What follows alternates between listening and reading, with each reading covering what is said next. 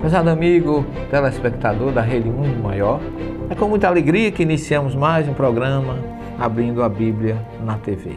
Agradecendo a Deus e a você por mais esta oportunidade e a todos aqueles que de uma forma direta ou indireta têm colaborado com o nosso programa. O nosso programa não tem o intuito nem a pretensão de ser o melhor, nem ser o dono absoluto da verdade. Estamos aqui para estudar a mensagem de Jesus, sem nenhum intuito de condenar qualquer crença, qualquer religião, qualquer caminho que leve a Deus. Gostaríamos de contar com a colaboração de vocês para que o nosso programa cada vez mais cresça. Envie seus e-mails, suas opiniões, suas perguntas, porque nós estamos fazendo uma série sobre o Apocalipse, mas estamos abertos para depois entrar tirando as dúvidas daqueles que não entenderam muito bem a nossa mensagem. Eu queria dizer àqueles que muitas vezes eu tenho visto alguns vídeos enviados por nossos irmãos de doutrina espírita, por irmãos pastores protestantes que criticam a doutrina, condenam, e a gente tem que entender, tem que respeitar também essas opiniões, porque na verdade eles acham que estão certíssimos, tão certo que acham que podem condenar os outros, mas se estão certos, não cabe a mim. Agora, condenar a religião do outro não é cristão. Jesus nunca condenou ninguém. Ele sempre auxiliou, sempre amparou, sempre orientou. A condenação divide, separa, e quem ama não afasta de perto de si aqueles que o procuram ou aqueles que não o conhecem. Nós vamos dar continuação hoje ao nosso estudo do Apocalipse, que já iniciamos, já fizemos alguns programas.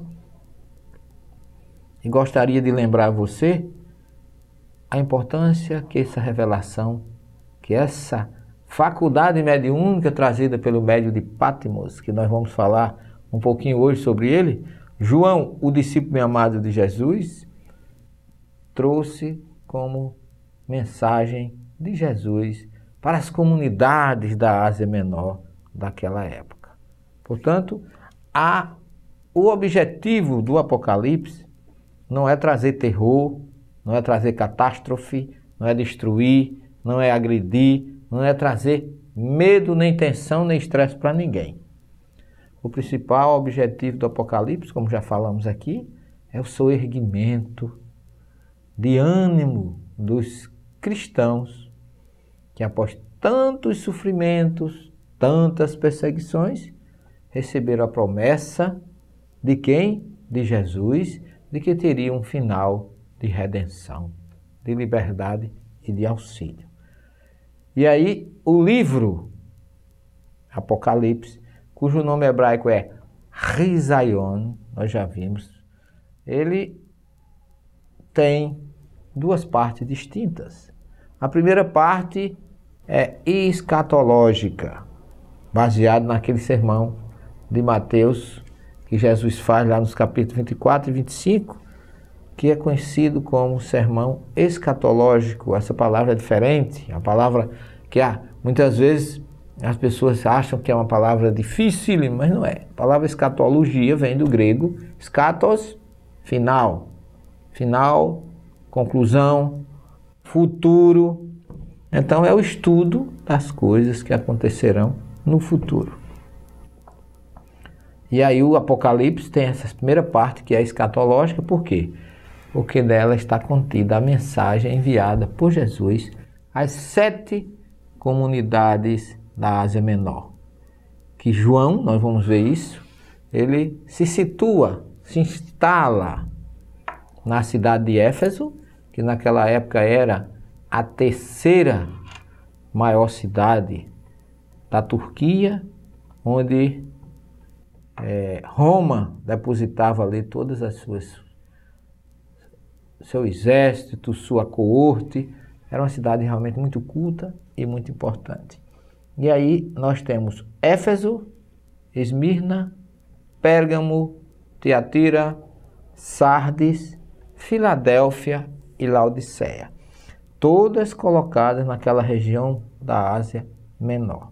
E aí João, o evangelista, que teve uma história, eu queria abrir só um parênteses aqui antes de continuar com esse trabalho, mostrando que João situou. Por que é que João foi exatamente para a cidade de Éfeso?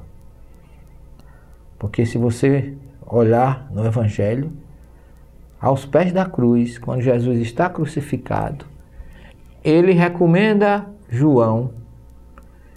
a João que cuide da sua mãe. Mulher, eis aí teu filho, filho, eis aí tua mãe. E deixou como João a responsabilidade de cuidar especificamente da sua mãe, Maria de Nazaré. E quando começa a perseguição, depois que a comunidade de Jerusalém, porque nós temos a mania de falar, é um vício natural dos teólogos e às vezes até meu, mas do ponto de vista real e didático, a gente não pode chamar 7 igrejas da Ásia Menor, porque a palavra igreja aí não denota prédio físico, mas era como se diz em hebraico, kahal. Kahal foi o que o grego traduziu por eclésia, mas não é prédio, é comunidade. Então nós podemos falar da comunidade apostólica de Jerusalém, a comunidade seguidora de Paulo, desde Antioquia da Síria até a Capadócia, até a Macedônia, até ao lado, vamos dizer assim, da Europa, do leste europeu, a Grécia, Roma, Coríntios, Filipos, aquela região, toda essa região seria a comunidade, são as comunidades fundadas por Paulo. E por último, as comunidades fundadas por João. Então nós temos 3 distintas. Até aproximadamente o ano depois da morte de Estevão, quando começa a perseguição, fogem os seguidores de Jesus, não os discípulos que mantiveram-se em Jerusalém, dirigidos por Tiago, irmão de Jesus, e os outros apóstolos. Mas aquele povo que fugiu para o norte do Mediterrâneo, sobretudo, mais especificamente para a Ásia Menor, Anatólia, hoje Turquia, eles constituíram até o ano 67 a comunidade de Saulo ou Paulo de Tarso. E aí depois disso aí continua a terceira comunidade em Éfeso, essas 7 comunidades que nós estamos falando, Esmirna, Tiatira, Pérgamo, Sardes, Filadélfia e Laodiceia, com João. Mas a gente vai ver melhor isso a partir da segunda parte do nosso programa. Não saia daí que nós voltaremos no minuto. Até já!